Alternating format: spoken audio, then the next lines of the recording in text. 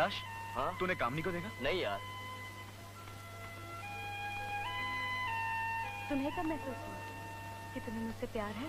कल सिर्फ एक दिन की दूरी इतनी लंबी लगी जैसे 1000 साल से दूरी हो। पर तुम्हें कब एहसास हुआ? मुझे बहुत पहले। अच्छा।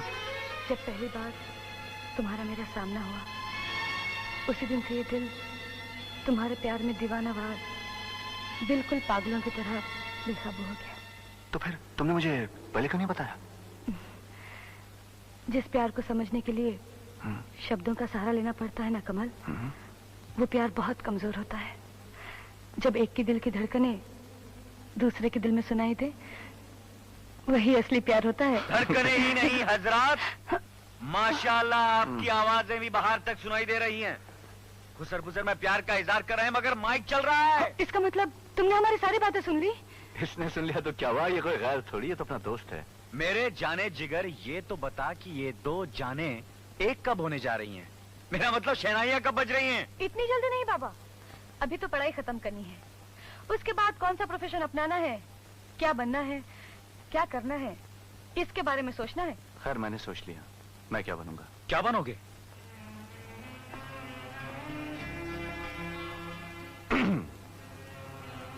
मेरी बचपन से तमन्ना थी कि पढ़ाई पूरी करने के बाद मैं पुलिस फोर्स में भर्ती होऊंगा और एक पुलिस अफसर बनूंगा।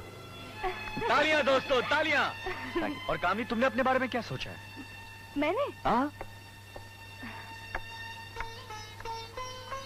दोस्तों, मैं एक मशहूर नामवर वकील बनना चाहती हूँ।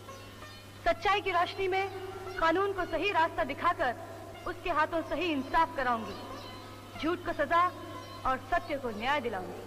अरे मगर इसमें तो बहुत टाइम लगेगा, उससे पहले तो मेरी शादी हो जाएगी। तो फिर मैं ऐसे आदमी से शादी करूंगी जो शादी के बाद मेरी पढ़ाई का बुरा नहीं माने और मुझे वकील बनने की इजाजत दे दे। अच्छा अच्छा, ऐसी बात है। तो मेरी तरफ से अभी से इजाजत है।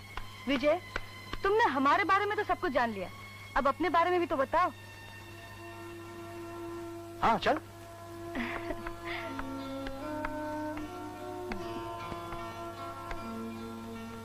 मैं गरीबी की पेट से जन्म लेकर तंगदस्ती की माहौल में पलकर बड़ा होने वाला एक मामूली इंसान हूं। मैं समाज के उस हिस्से का रहने वाला हूं जहां जिंदगी की हर खुशी, हर तमन्ना पेट से शुरू होती है और पेट पर ही खत्म होती है। मेरी तमन्ना है कि पढ़ाई पूरी करने के बाद मैं ऐसी नौकरी करूं जो मेरे माँ बाप को सुखी कर दे, उनकी जिंदगी में हमेशा के लिए दिवाली के चिराग जला दे। हंसी, खेल, मजाक, लापरवाही, लड़कपन, इन सब का आज आखिरी दिन है। कल से जिंदगी बदल जाएगी, हम सब अकेले होंगे और अजनबी चेहरों की बहुत बड़ी दुनिया के सामने होंगे। उन अजनबी चेहरों के समुद्र में हम सबको अपना भविष्य शुरू करना है, अपनी मंजिल को तलाश करना है। For that I wish everybody all the best. और खास तौर से मेरे करीबी दोस्त कमल और Kamini, I would request them to come on stage please. Come on Kamal, please come on stage, come on. Kamal और कामिनी बहुत जल्द रिश्ते की डोर से बंध कर जिंदगी के हमसफर बनने वाले हैं।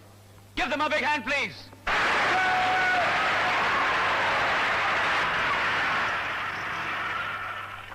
आओ संपताओ, भाई तुमसे राय लेनी थी इसीलिए तुम्हें बुलाया।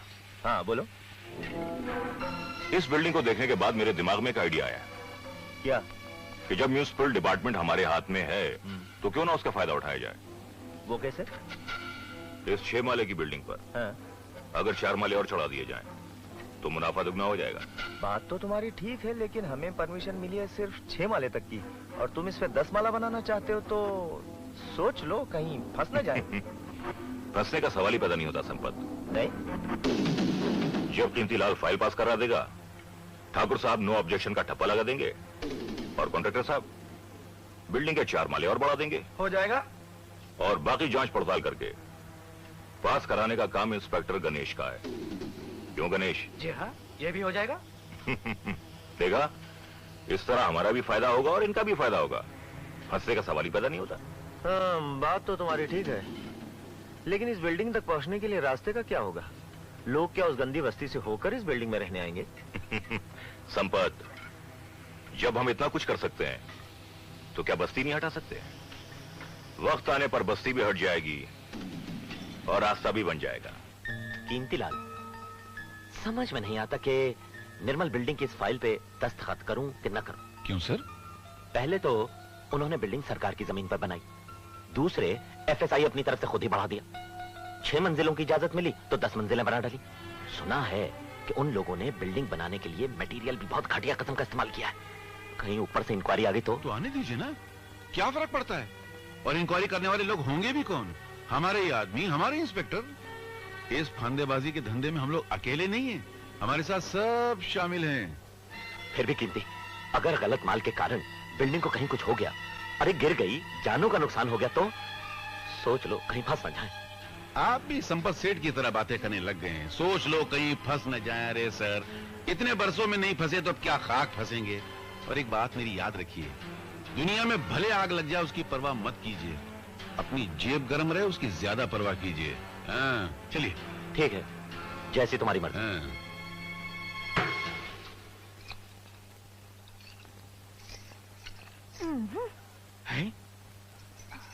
ए, तू क्या कर रही है? ये कस्टमर लोग के वास्ते दारू का ट्रायल मार रही हूँ।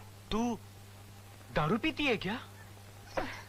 अरे नहीं रे, हलवाई कभी हलवा खाता है क्या? उसी तरह दारू वाली कभी दारू नहीं पीती है। अपन तो खाली चखता है। एक बात बता, चकते चकते तेरे को चढ़ती नहीं है क्या? हाँ, कभी कभी दिमाग का टेलीविजन घूम जाता है। तू भी चक्कर देखना, बड़ा मजा आएगा। बाप रे, मुझे नहीं चकना वकना। वो तेरी छत बन गई, मैं चलता हूँ। तू किधर जाता है रे? पहले मुझे देखने तो दे, ठीक से बनाया कि नहीं। तू क्यों हिलता है रे? अरे हिलू नहीं तो क्या करूं? जब देखो तू घुसती रहती है। तू ऊपर जाके देखा तेरी छत बनी कि नहीं? तू जाएगा तो नहीं? अरे जा।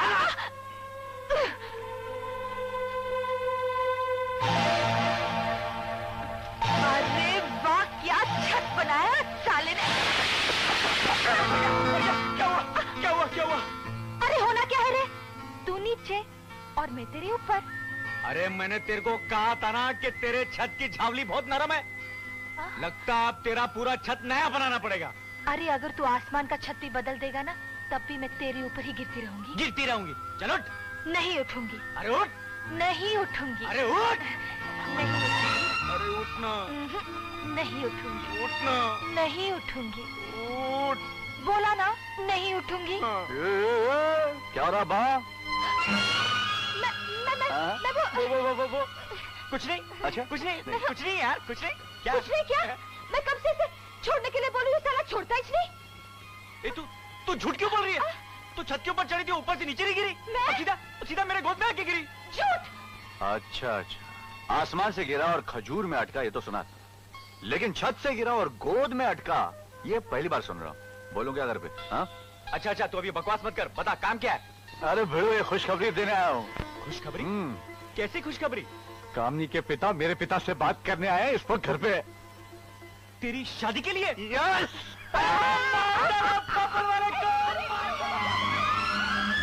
तुम्हारे बेटे की हिम्मत कैसे हुई मेरी बेटी से प्यार करने की, उसे शादी करने का ख्याल अपने मन में लाने की?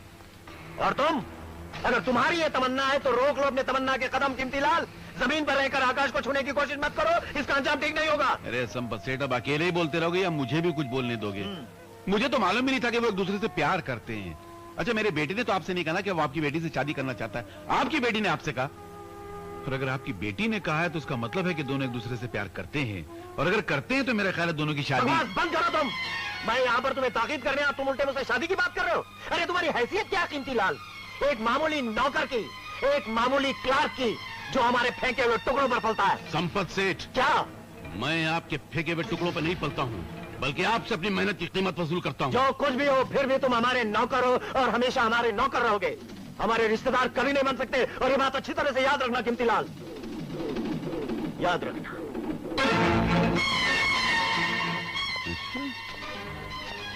मैं नौकर हूं? तब मैं तुम्हें बताता हूं कि नौकर जो कर सकता है वो मालिक 10 जन्म में नहीं कर सकता। नहीं ठाकुर साहब, नहीं, आज के बाद इस ऑफिस से उनकी एक भी फाइल पास होकर नहीं जाएगी। मगर कीमतीलाल, इसका अंजाम क्या होगा, तुमने कभी सोचा है? अंजाम सब सोच लिया है मैंने। सिर्फ आप अपने आप को इस मामले से दूर रखिएगा। ये मेरा जाती मामला है, मेरे खानदान की इज्जत का सवाल है। ये जमीन और आसमान की जंग है। तो अब देखना है कि जमीन उठकर ऊपर आती है या दौलत का आसमान टूट के नीचे गिरता है। क्या बेहुदा बात करते हो रणवीर? तुम चाहते हो कि मैं अपनी इकलौती बेटी की शादी एक 2 टके के मामूली क्लार्क के बेटे से करा दूं? क्यों भाई, क्यों? वक्त का तकाजा तो यही कहता है संपत। बेटा, बेटी, औलाद, प्यार, मोहब्बत, ये सब गरीबों की दुनिया के ढकोसले हैं। दौलत वाले, पोजीशन वाले सिर्फ अपनी पदवी से, अपने स्टेटस से प्यार करते हैं। यहां तक कि राजाओं ने और शहंशाहों ने अपनी गद्दी, अपना तख्त सलामत रखने के लिए अपनी बेटियों की शादियां मामूली लोगों से करवाई हैं। आज यही नौबत तुम पर आई है संपत, और तुम्हें भी सिर्फ यही करना है। मेरी तो कुछ समझ में नहीं आता कि मैं क्या करूं। अपने नुकसान की सोचो संपत, सिर्फ अपने नुकसान के बारे में। अगर फाइलें पास नहीं हुई ना, तो हमारा करोड़ों का नुकसान हो जाएगा, हमारी सारी दौलत खत्म हो जाएगी, कर्जों का बोझ सफर आ जाएगा। तो ऐसी औलाद को घर में रखकर क्या करोगे? तब तो कोई गरीब आदमी भी तुम्हारी लड़की का हाथ नहीं थामेगा। तुम समझ गए ना मैं क्या कहना चाह रहा हूं?